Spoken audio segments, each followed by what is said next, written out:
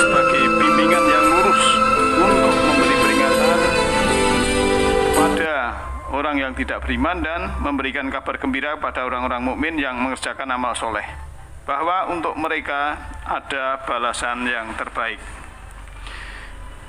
Ikhwanidin, kajian Majelis Taklim Nurul Huda yang insya Allah dirahmati oleh Allah Subhanahu wa Ta'ala. Kita jumpa lagi dalam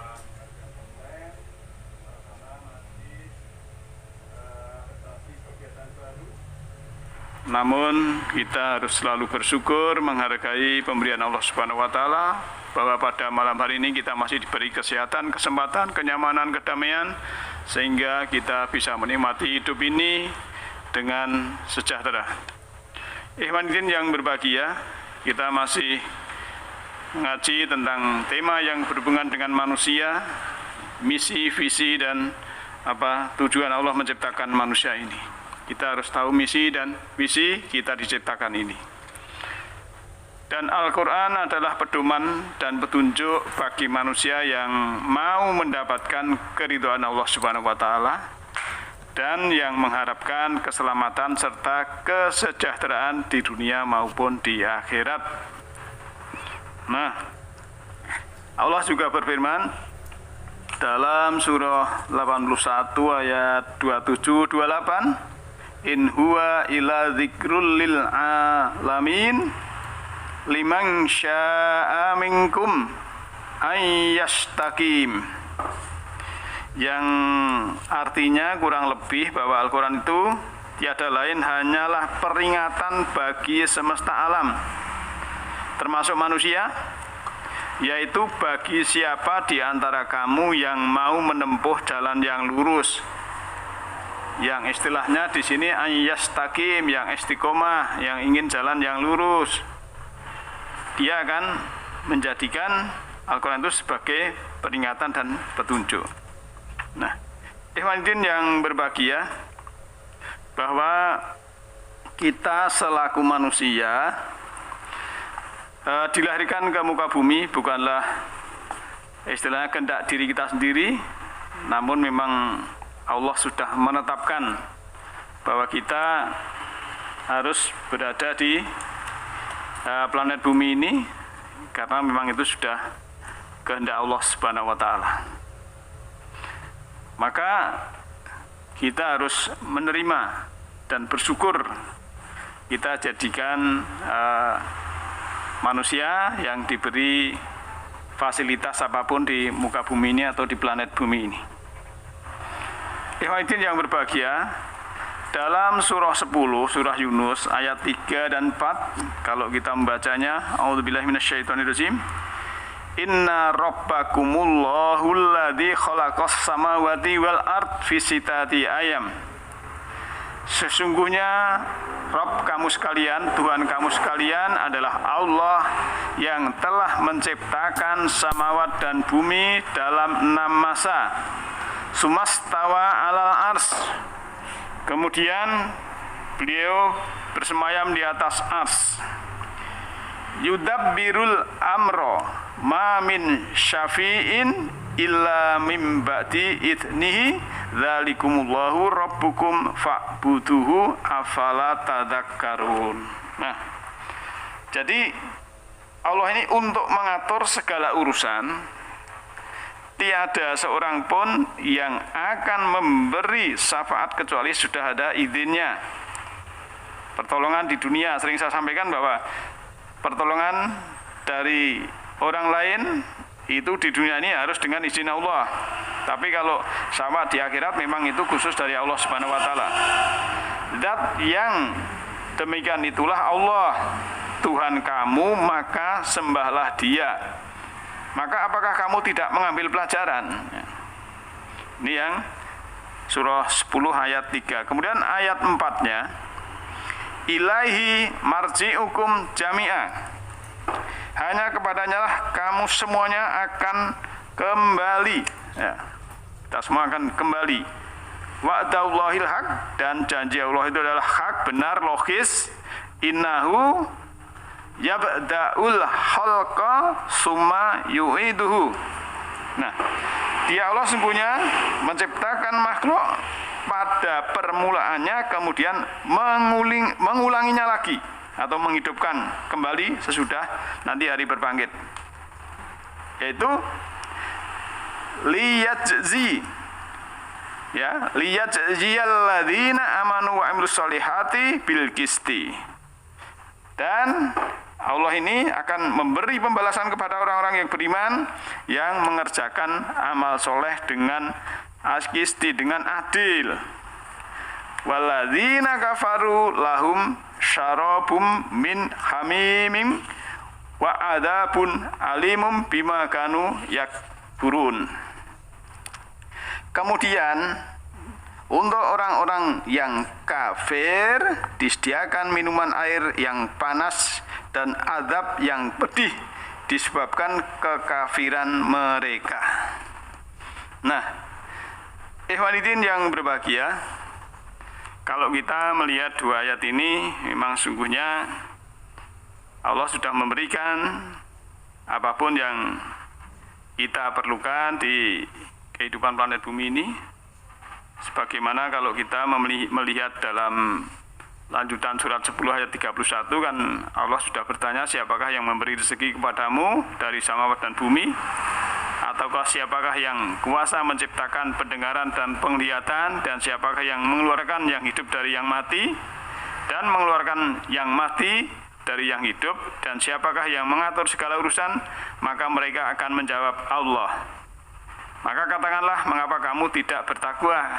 Nah, siapa orang biasanya ditanya itu, siapa yang membuat ini, itu, dan sebagainya, yang menciptakan ini, itu, dan sebagainya, yang menghidupkan, nanti semuanya adalah menjawabnya Allah. Jadi, Allah lah yang menciptakan kita ini, kemudian memberi rezeki, dan nanti juga akan mematikan kita, juga menghidupkan kita. Nah, adakah di antara kita akan menyekutukan Allah? Harusnya kan tidak. Karena memang kalau kita korelasi ayat ini dalam surat 15 ayat 20 ya, surat Hijr ayat 20 itu kan Allah telah menjadikan bahwa bumi ini keperluan hidup, termasuk makhluk-makhluk yang lain. Nah, dan makhluk yang lain tidak akan memberi manfaat kalau tidak izin Allah. Yang berbahagia, setelah Allah menciptakan manusia hidup di muka bumi, maka Allah menghendaki manusia itu tidak hanya untuk main-main saja, atau hanya sekedar iseng belaka, atau hanya mencari kesenangan hidup duniawi saja. Akan tetapi ada maksud dan tujuan lain terhadap diri manusia. Oleh karena itu, manusia harus memahami dan mengerti maksud dan tujuan Allah terhadap dirinya selama ia hidup di muka bumi. Agar kita bisa menjadi manusia yang dipilih oleh Allah untuk menjadi makhluk yang paling mulia dan sempurna, maka kita harus sanggup menjawab pertanyaan-pertanyaan yang dibuat Allah di dalam Al-Quran. Nah, nanti bisa dibuka sendiri pertanyaan apa dari Allah itu untuk kita, supaya kita nanti bisa menjawab. Nah, yang ke satu boleh dicatat. Surah ke-23 ayat 115. Ya, nanti dibaca sendiri. Itu Allah bertanya demikian, maka apakah kamu mengira bahwa sungguhnya kami menciptakan kamu secara main-main saja, dan bahwa kamu tidak akan dikembalikan kepada kami? Nah, ini pertanyaan yang pertama. Yang kedua, surah 75 ayat 36. Apakah manusia mengira bahwa ia akan dibiarkan begitu saja tanpa pertanggungan jawab? Nah, ini pertanyaan nanti harus kita jawab. Kemudian yang ketiga, surat 43 ayat 80. Apakah mereka mengira bahwa kami tidak mendengar rahasia dan bisikan-bisikan mereka?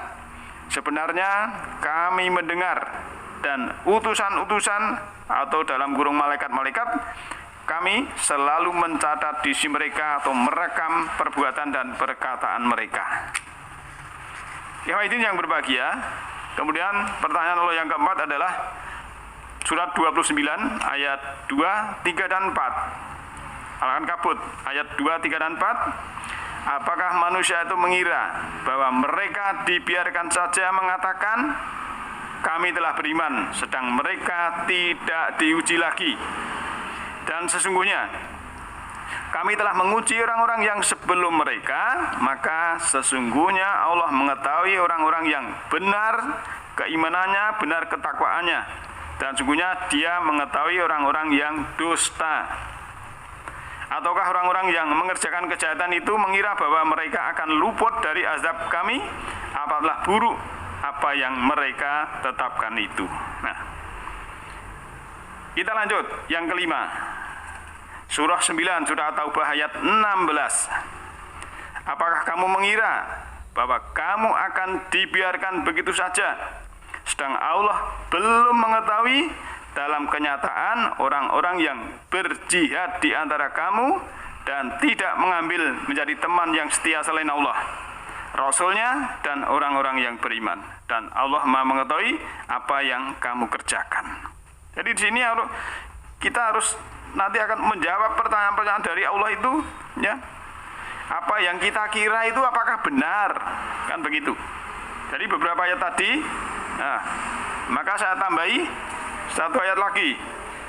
Surah 23 ayat 55. Ya. Dan juga 56. Dua ayat. Apakah mereka mengira bahwa harta dan anak-anak yang kami berikan kepada mereka itu kami bersegera memberikan kebaikan-kebaikan kepada mereka? Tidak, sebenarnya mereka tidak sadar. Ini bagi orang-orang yang tidak bertakwa. Nah, pertanyaan-pertanyaan yang apakah kamu mengira, apakah mereka mengira, itu memang suatu yang harus kita jawab dengan diri kita kepada Allah, baik itu lisan, perbuatan yang akan diketahui oleh Allah sendiri. Manusia tidak bisa menilai orang lain. Maka dari itu, Ikhwanuddin yang berbahagia, dari beberapa ayat dan masih banyak lagi nanti mungkin akan kita sampaikan juga tentang pertanyaan Allah yang perlu kita jawab, dan nanti kita juga akan menjawab bersama-sama untuk mengetahui jawaban itu. Ya, memang kita hidup ini selalu saya katakan, hidup ini adalah ujian identik dengan soal harus dikerjakan. Untuk mengerjakan harus tahu materi harus dipelajari, materi harus kita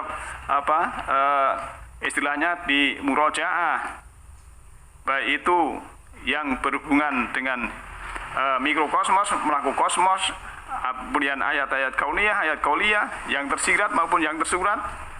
Semua itu adalah untuk kecerdasan manusia. Memang Allah memberikan petunjuk memang untuk kecerdasan manusia sebagai ini bisa menjawab pertanyaan dalam hidup ini.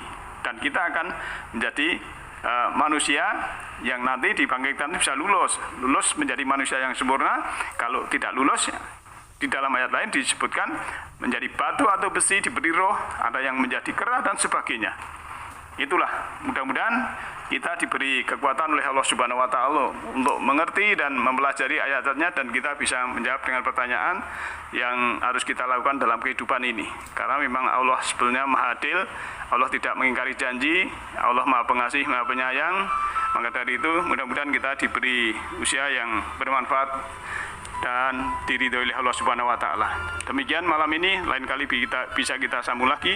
Nasrun minallahi wa fakum qarib. Alhamdulillahirabbil alamin. Assalamualaikum warahmatullahi wabarakatuh.